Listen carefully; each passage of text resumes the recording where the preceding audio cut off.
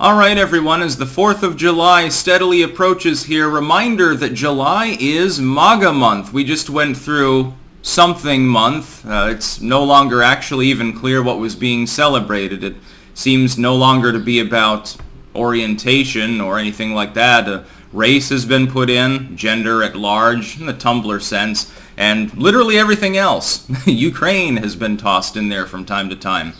So it's, it's sort of a slurry celebration. It's sort of like one of those ancient Roman holidays that got transmogrified over time, century over century, until it no longer even resembled the initial festivities, and nobody knows what the hell is going on. Sort of the tale of the development of early organized religion, by the way. Yes, it is MAGA month. Remember to make America great again and show your appreciation for a country that right now is being led by absolute morons. I like it when some people, the accelerationist crowd, the super uber duber right crowd in some cases, certainly the leftoids, simply heap abuse on the United States. It's a broken system. It's headed for collapse and civil war. Just let it die. Let's balkanize, national divorce, revolution, in the case of the leftoids. I still believe in the basic premise of the United States. See, this is true patriotism. The system itself can be repaired, is a good idea, simply needs expansion and refinement. It's the fucking sleazy politicians, banksters, and in many cases, people that are based in other countries and have split or no national loyalty that are the problem. This is the problem in Congress. It's the problem with the current sitting so-called president of the United States. He's out to lunch. We don't know who's running the show behind the scenes. We don't know who's really, there are probably a dozen different people that are pulling the puppet strings. We don't know necessarily who it is and what their ideas are, because they're not elected officials in most cases. Some of them aren't even technically part of the administration. They're people that call up Joe at 12 o'clock at night, and Joe is just getting his diaper changed, and they whisper into his ear like Grima Wormtongue exactly what they want him to do, and he jumps when they say jump because he knows that he's nothing more than a fucking puppet. MAGA sought initially to reverse this. Now we have Ultra MAGA. It's not just unapologetic. It's not just, hey, we care about our country, we're attempting to fix some of these problems that have been incrementally mounting for decades and decades. Now it's, we're not giving you a fucking choice, get out of the fucking way, because clearly the things that you're doing aren't working.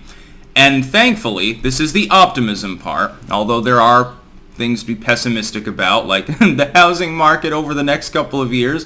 Here's the optimistic part. People are beginning to understand the basic premise. The fact is that the lame establishment shot its load too early, and they piled onto the concept of MAGA, and they called it racist and bigoted and horrendous and wrong. It's somehow un-American, the concept that the United States government should predominantly represent American interests. No. We can't look inwards and actually have a functioning economy allowing us wider latitude and diplomacy. We have to fuck around, take a bunch of money from the taxpayers and send them to a non-allied nation in a doomed long-term conflict that will only result in our own economy being damaged. No. Securing the border is racist because, BIPOC. People are beginning to realize that all of these things are retarded, that all of these premises are horse shit. None of them are real. This MAGA is not racially based, and they tried to cast it as an ethno-nationalistic movement. Funny, because most of them that I talk to, they consider Trump to be a sellout or a cuck or something. It is not bigoted and wrong. It's also not historically abnormal. One of the things that I analyzed years ago when Trump was first running was that basically it'd be similar to like first-term Reagan or something like that. It's a mild reformist system to try to stave off the possibility of what's happening in a place like France, which is that you get actual extreme views like Mélenchon's hyper-socialism rising up because the old establishment is clearly being rejected, but you're not allowing any reform movement to spring up to try to fix some of the problems with that establishment system. It's essentially a missing link system when you think about it. And this is more pragmatic. Of course, most revolutionary movements and most far out there movements, when they take power, they quickly devolve into either severe authoritarianism, even when they're branded on libertarian concepts. Think about it, communism. Oh, well, we just want power of the people. It's a peasants' revolt. We want the little, we're tired of the czarist horseshit because everyone's starving. We'll do a much better job. And then they proceed to starve a bunch of people and Stalinize things. This gets rejected even by the hardline commies after a couple of decades.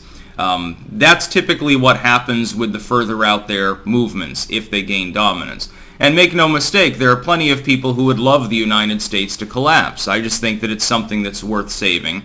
There's no reason, for example, there's no speculative reason why we can't simply undo much of what we've done over the last 30 years especially and go back to a time under economic premises, social premises, with diplomacy, etc., in which things worked better.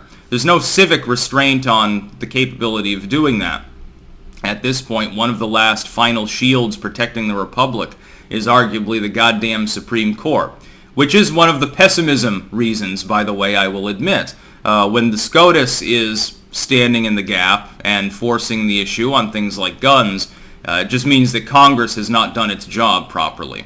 And of course, their decisions, I don't agree with all of them either. Just look at their very last decision of the docket with Remain in Mexico. See what the Biden admin actually does with that.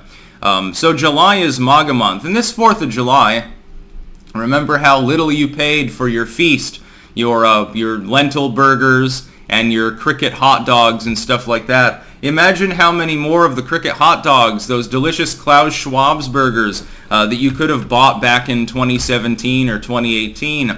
And now look at the price at the aisle. If you can actually find any of these goods. Of course, there are still sporadic shortages throughout the United States. Haven't seen much of that here, although there are sporadically some items missing. I just assume that they're restocking them or something. And then we have the Borin protest, so we have the farmer uprising. There will be a few outages here as well for the 4th of July, I would hazard. So happy MAGA month. This is the month to take your country back away from the horse shit that is the Biden administration and the evil, which is what it is, of the WEF and of globalism. That's about all. Peace out.